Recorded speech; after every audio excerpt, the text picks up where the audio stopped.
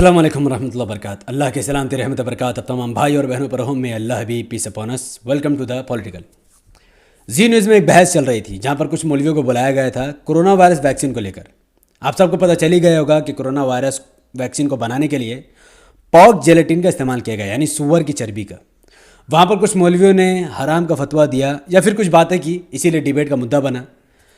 یہ ویڈیو میں صرف اس لیے بنا رہا ہوں تاکہ آپ کو بتاؤں کہ زی نیوز کتنا بدماش ہے، اس کا اینکر کتنا بدماش ہے، فتنہ باز، اور کچھ جو مولوی آئے تھے ان کو علم کتنا کم ہے، ان کو سیکھ کر آنی چاہیے. زی نیوز کے اینکر نے کہا کہ اگر ویکسین حرام ہے، اگر اس میں پاک سور کی چربی کا استعمال ہوا ہے، اس کو اسٹیبلائز یا مینٹین رکھنے کے لیے ڈالا جاتا ہے اس میں، تو پھر آپ پیراسیٹامول کھاتے ہیں، آپ ڈسپرین کھاتے ہیں، کھانسی کے سیرپ پیتے، اس میں تو الکوہل ہے، الکوہل بھی تو حرام ہے، تو آپ لوگ کیوں کھاتے ہیں؟ کیا آپ لوگ ڈاکٹر کے پاس جا کے چیک کرتے ہیں کہ حرام ہے کہ حلال ہے؟ اس نے غلط طریقے سے پوچھا. ویسے ہی مولوی نے جواب دیا کہ نہیں، وہ کم ماترا زیادہ ماترا کچھ بھی بولنے لگے وہ لوگ. انہوں نے یہ نہیں کہا کہ الکوہل حرام نہیں ہے، نو، غلط. اگر کوئی یہ کہے کہ پارٹیکولر کوئی چیز حرام ہے، یہ غلط ہے، کیونکہ حدیث میں جو ڈیٹیل آیا ہے وہ یہ ہے، صحیح مسلم حدیث نمبر 5203 انٹرنیشنل نمبر کے مطابق، جہاں پر رسول اللہ صلی اللہ علیہ وسلم فرماتے ہیں کہ ہر نشہ آور چیز حرام ہے.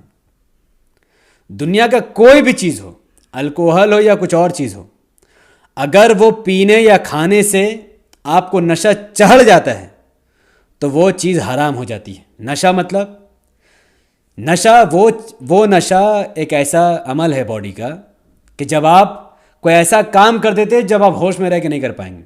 کوئی انسان نشہ میں آ کر اپنی ماں بہن سے چھڑخانی کرتا ہے، کوئی انسان نشہ میں آ کر چوری ڈکیتی کرتا ہے، کوئی انسان نشہ میں آ کر کتے کو بھونکنے لگتا ہے. ایک انسان ہوش میں اگر کبھی بھی اپنی ماں بہن کو چھیڑ چھاڑ نہیں کرے گا، یا کبھی کسی لڑکی کا ریپ نہیں کرے گا، یا کبھی بھی کتے کو تو نہیں بھونکے گا. تو نشہ اسلام میں حرام ہے، ہر وہ چیز جس سے نشہ ہو. کھانسی کے سیرپ میں اگر کم مقدار میں الکوہل ہے، 2 چمچ پینے سے آپ کو کوئی فرق نہیں پڑتا، وہ بالکل بھی حرام نہیں ہے. پیراسیٹامول، ڈسپرین یا جو بھی چیز اس نے کہی، وہ کھانے یا پینے سے آپ کو نشہ نہیں آتا ہے، وہ حرام نہیں ہے. تو مدعا کو آپ کو سمجھنا پڑا ہے کہ حرام کیا ہے اور کس حد تک وہ حرام ہے. حرام کی بھی حد یہ ہے کہ جب آپ مجبور ہو جائیں اور آپ کے پاس کوئی چارہ نہ ہو، آپ کے جان کے لالے پڑ جائے، تو پارٹیکولر ٹائم، پارٹیکولر سمے تک بھی اور پارٹیکولر یوز پر بھی وہ حرام چیز بھی آپ کے لیے حلال ہو جاتی ہے. کیونکہ اللہ سبحانہ و تعالیٰ نے سورہ بقرہ سورہ نمبر 2 آیت نمبر 173 پر فرمایا کہ تم پر مردار، خون، سور کا گوشت اور ہر وہ چیز جس پر اللہ کے سوا غیر اللہ کا نام لیا گیا ہو، وہ حرام ہے. اسی کے ٹھیک نیچے کی آیت میں اللہ نے فرمایا، ٹھیک نیچے کی آیت میں، اسی آیت میں، کہ جو کوئی مجبور ہو جائے یا بے بس ہو اور وہ حد سے بڑھنے والا اور زیادتی کرنے والا نہ ہو، تو اس پر اس کے کھانے میں کوئی گناہ نہیں ہے. بے شک اللہ بخشنے والا مہربان ہے. بھلے سے مردار، خون اور سور کا گوشت حرام ہے، اور ایسا کھانا جس پر اللہ کے سوا کسی دوسرے خدا کا نام لیا گیا ہو، پاکھنڈ مچایا گیا ہو، وہ حرام ہے. لیکن جب آپ بے بس ہو، آپ کے موت آپ کے گلے پڑ جائے، آپ نہیں کھائیں گے تو نہیں بچ سکیں گے، تو اس پارٹیکولر وقت تک بھی آپ اب وہ کھانا کھا سکتے ہیں. تو اس لیے کمپلیٹ نالج پر ہی ٹی وی ڈیبیٹ میں ہمارے علماء کرام یا ان مولویوں کو جانا چاہیے جن کو علم ہے. اب اگر ویکسین کیسے بن رہا اگر آپ کو نہیں پتہ، یا کس مقدار میں اس میں کوئی چیز ہے وہ نہیں پتہ، کھانا ہے کہ لینا ہے، کس حد تک حلال ہے اگر آپ کو نہیں پتہ، تو آپ کو اسکپ کرنا ہے. آپ کو بولنا ہے کہ بھیا میں یہ ڈیبیٹ نہیں کر سکتا ہوں.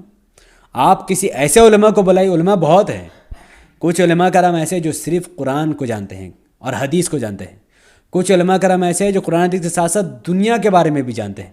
کچھ علماء کرام سائنٹسٹ بھی ہیں، کچھ علماء کرام ڈاکٹر بھی ہیں، کچھ علماء کرام ہسٹری کے بارے میں بھی جانتے ہیں اور قرآن حدیث کو بھی جانتے ہیں. تو جب ہسٹری کی بات ہو تو اس فیلڈ کے علماء کو بھیجا جائے، جب سائنس کی بات ہو تو اس فیلڈ کے علماء کو بھیجا جائے، جب ڈاکٹر کی بات ہو تو دوا کی بات ہو اس فیلڈ کے علماء کو بھیجا جائے. ایک مسجد کا امام اگر مدرسہ سے پڑھا ہوا ہے، وہاں پر اس کو تمام چیزیں قرآن اس کے علاوہ کچھ نہیں پڑھایا گئی، اس کو ڈیبیٹ میں آنے کا کوئی رائٹ ہی نہیں ہے، کیونکہ آپ اس پارٹیکولر فیلڈ کے بارے میں علم نہیں رکھتے.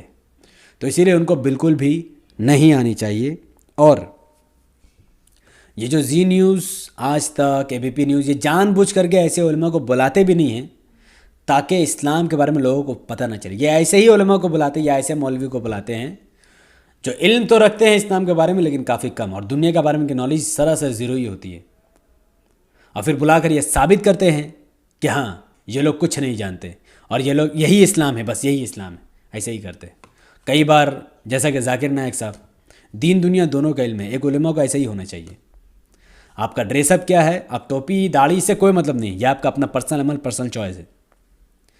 علم کی جب بات آئے گی، اسلام کی بات آئے گی، تو ہمیں وہی بات کہنی ہے جو قرآن یا حدیث میں لکھا ہے، کیونکہ اسلام کسی کے باپ کی جاگیر تو ہے نہیں. اسلام وہی ہے جو اللہ نے قرآن میں فرمایا اور رسول اللہ صلی اللہ علیہ وسلم کی حدیث جو حدیث میں موجود ہے. تو اسی لیے اسلام قرآن حدیث کا نام ہے، نہ کہ کسی کے فتویٰ کا اور نہ ہی کسی اور کے کوئی بات کا. تو فتوے سے کوئی فرق نہیں پڑتا، فرق پڑتا ہے کہ قرآن و حدیث میں کیا لکھا ہو. اور قرآن و حدیث بات کو بخوبی اجازت دیتی ہے کہ جب تک آپ کے اندر نشہ نہیں پیدا ہوتا، اتنا ماترا میں نشہ نہیں ہوتا، تو اتنا ماترا کھانا حرام. اور باقی ماترا میں اگر آپ کو نشہ نہیں ہوتا تو آپ کے اوپر ہے، آپ کا دل بھر رہا تو کھاؤ، دل بھر رہا تو نہ کھاؤ. جب جان جانے کی بات آ جائے کہ نہیں بس مجھے موت آ جائے گا، اگر وہ چیز حرام ہے، اگر میں نہیں کھاؤں گا تو موت آ جائے گا، تو اس وقت وہ آپ کے لیے حلال ہو جاتا ہے. ریفرنس میں نے دیا سورہ بقرہ سے، سورہ نمبر 2 آیت نمبر 173 کا آپ آیت دے سکتے ہیں. اور ایک ریفرنس میں نے آپ کو دیا صحیح مسلم سے انٹرنیشنل نمبر کے مطابق 5203 میں، جس میں کمپلیٹ ڈیٹیل میں آپ کو پتہ چل جائے گا کہ حرام کس حد تک حرام ہے، حلال اور حرام میں کتنا فرق ہے، اور کس حد تک آپ کسی چیز کا آپ کو چوائس دیا گیا کہ آپ کب تک کسی چیز کو یوز کر سکتے ہیں. خیر، تو اگر آپ کو سمجھ میں آیا ہو ویکسین کے بارے میں، جو کہ میں نے پہلے بھی ویڈیو بنا کے ڈال دی، اور پیراسیٹامول اور یہ الکوہول وول کا نشہ کے بارے میں، اگر آپ کو ویڈیو انفارمیٹیو لگا ہو تو اس ویڈیو کو لاکھوں لوگوں تک پہنچانے کے لیے یوٹیوب کے الگوریتم کے مطابق یوٹیوب کو اس ویڈیو کو زیادہ سے زیادہ لائک کیجیے، زیادہ سے زیادہ کمنٹ کیجیے، زیادہ سے زیادہ اس کے لنک کو واٹس ایپ، فیس بک، انسٹاگرام میں شیئر کیجیے، اور ہمارے چینل دا پارٹیکل کو سبسکرائب کیجیے، بیل آئیکن کو ہٹ کیجیے. ہمارے فیس بک چینل دا پارٹیکل کو بھی، دا پارٹیکل انڈیا کو بھی فالو کیجیے، لائک کیجیے، اور کمنٹ میں اپنی بات کو رکھیے. ویڈیو کو میکسیمم گروپ میں شیئر کیجیے. انسٹاگرام میں بھی آپ مجھے فالو کر سکتے ہیں. تمام imo number, WhatsApp number, Facebook number, Instagram کا لنک سب کچھ اسی ویڈیو کے ڈسکرپشن میں ہے. Last but not the least, کہ جب بھی میں کسی مولوی کے بارے میں یا کسی ایسے شخص کے بارے میں کچھ بولتا ہوں کہ اس کو علم نہیں ہے، تو لوگوں کو لگتا ہے کہ میں علماء کے خلاف ہوں. میں علماء کرام کے خلاف نہیں ہوں. میں بس اتنا ہی آپ سے ریکویسٹ کرتا ہوں کہ جس فیلڈ میں آپ کو علم ہے آپ اس پر ٹی وی ڈیبیٹ کیجیے، جس میں علم نہیں ہے مت کیجیے. اور علماء سو اور علماء حق دو الگ الگ پارٹیکولر علماء ہے جس کا ذکر قرآن میں ہے.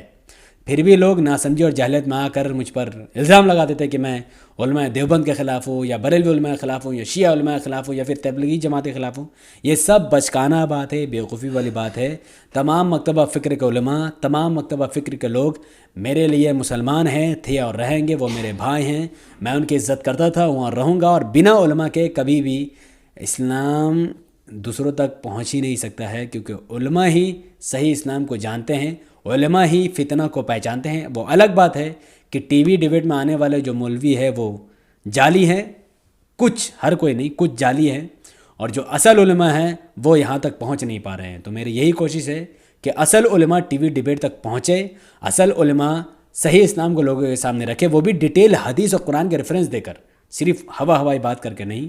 بس میری یہی محنت ہے. اگر اس محنت کے بیچ میں آپ غلط فہمی کا شکار ہوتے ہو تو یہ آپ کی غلطی ہے، کیونکہ میں کبھی بھی پارٹیکولر کسی علماء کا نام لے کر نہیں کہتا، کیونکہ میں کسی علماء کی بے عزتی نہیں کر سکتا. کیونکہ انبیاء کے اگر کوئی وارث ہے تو وہ علماء کرام ہی ہیں، اور میں اس حدیث کو بخوبی سمجھتا ہوں، جانتا ہوں اور پڑھتا بھی ہوں. بہت بہت شکریہ. السلام علیکم ورحمۃ اللہ وبرکاتہ. اللہ کی سلامتی، رحمت، برکات اب تمام بھائی اور بہنوں پر ہو. میں اللہ بھی پیس اپون اس.